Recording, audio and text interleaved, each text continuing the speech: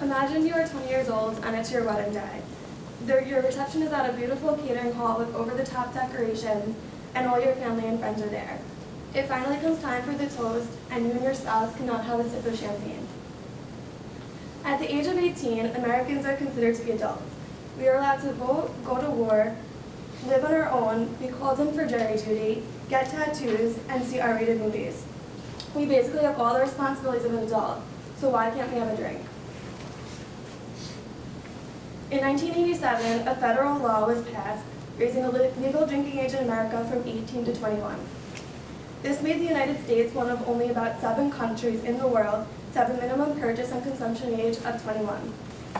Most countries in Europe, for example, either have an age limit of 18 or no legal age limit at all. So why was legal age raised? The first reason is brain development. The human brain is still developing in the teenage years, and drinking at a young age could have serious and dangerous effects. The second is alcoholism. A person is more likely to become an alcoholic the earlier they start drinking. The third is drunk driving. It will reduce the amount of drunk drivers on the road and hopefully save lives of 18 to 20-year-olds. This chart shows that the number of fatal drunk driving accidents has decreased since the year of 1987. As you can see, the year the law was changed, the highest number of fatalities was at 38%, and by 2009 it has gone down to 25%. However, with that, more serious problems have developed for young adults. The first one is binge drinking. Binge drinking is the excessive consumption of alcohol. About 90% of alcohol consumed by underage drinkers is in the form of binge drinks. Binge drinkers are 14 times more likely to operate a vehicle while intoxicated than non-binge drinkers are. So why do teens binge drink? Teens binge drink because they know that once they are out, they will not be allowed to serve drinks. So they will drink about the amount that they would consume throughout the night in about 1 to 2 hours. Some problems with binge drinking include injuries such as car crashes, falls, fights, and violence. About 60 to 80% of violence is associated with alcohol. This could possibly be reduced with more education and communication about the abuse of alcohol. Also, alcohol poisoning, liver disease, poor decision, and memory loss. And it can also cause students' grades to decrease dramatically and pay attention less in class. Fake IDs are becoming more common for college students and now even high school students. They are purchasing them on websites from China at an average cost of about $120. Having a fake ID comes with serious risks that most students are not aware of. If you get caught with a fake ID, you can face very high fines, suspension of your driver's license, and even jail time. In most states, this is considered to be a misdemeanor, but in some it's even a felony. One reason why the drinking age was changed was drunk driving. While the rate of drunk driving accidents has decreased, it still exists and it still remains a problem. Teens are still drinking and driving and getting into fatal car accidents. One of the main reasons is that they are afraid to call their parents for a ride home because they know that what they are doing is illegal. I do not think that raising the drinking age is the reason for a decrease in drunk driving. There are many organizations today, such as MAD, that promote drunk driving prevention.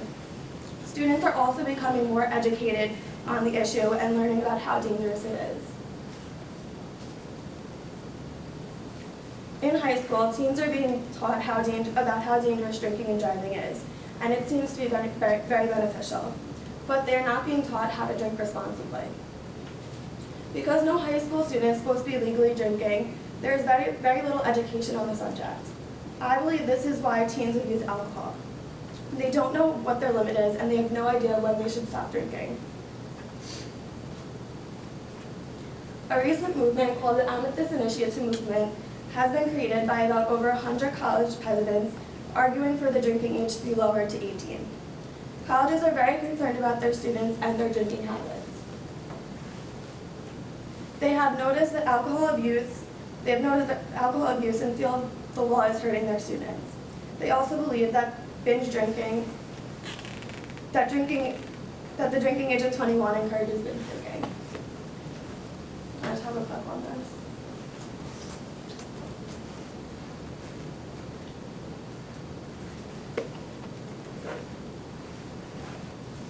How would you feel if you were drunk and your friends wouldn't help you because you were all underage and could get in trouble with the cops?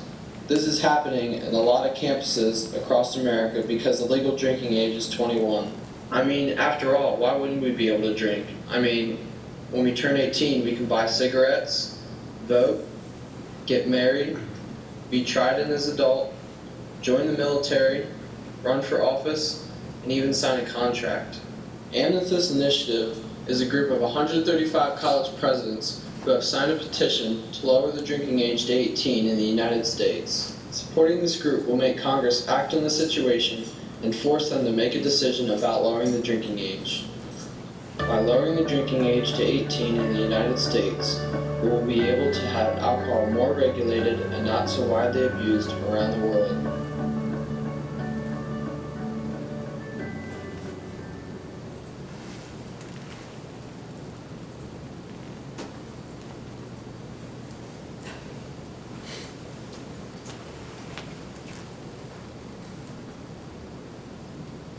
In conclusion, regardless of the legal drinking age, people still drink. There are many ways to get around this law, and they are all dangerous. I encourage continued education for teenagers about the dangers of alcohol, especially drinking excessively and drinking while driving. I feel that with this continued education, 18 to 20-year-olds will be more responsible when they decide to have a drink. Raising the drinking age has not eliminated all problems completely, it has just created more. Any questions? Just an interesting observation. The drinking age initially went from 18 to 19 as a step, and the way they did that was, kind of, that's a little bit fraudulent in my mind, because obviously it puts it off because it's not going to happen, to me. Then they slipped in the other 2 years. I'm adamantly against the current drinking age. That was absolutely ridiculous, personally. Do you think there's a chance that with the college presidents on board that this is they're going to be able to change some things? Not really. Not really? I think it's just, it's almost like, in my opinion, I think it's turning into a money-making thing, especially with the government, the economy, everything. The fines for having a fake ID, anything, is just so high.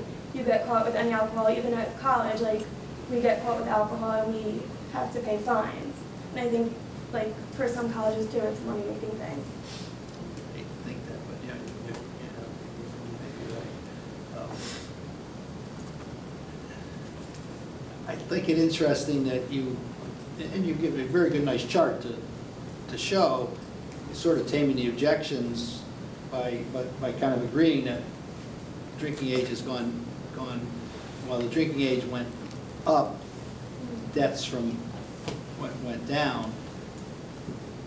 I think maybe some of this is now attributed to much stricter driving laws and much stricter enforcement than they used to do years ago. I mean, it was hardly ever enforced back in those days. That's probably why the accidents. But that might have been a point that does that kind of coincide with what you found? Well, also the education. Like, I know when I was in middle school and high school, when I went through driver's ed, drinking and driving was just like so enforced. Like, they drilled into our heads about how bad it was. And I think that also contributed to the decrease in the rate of drunk driving. Good, thank you.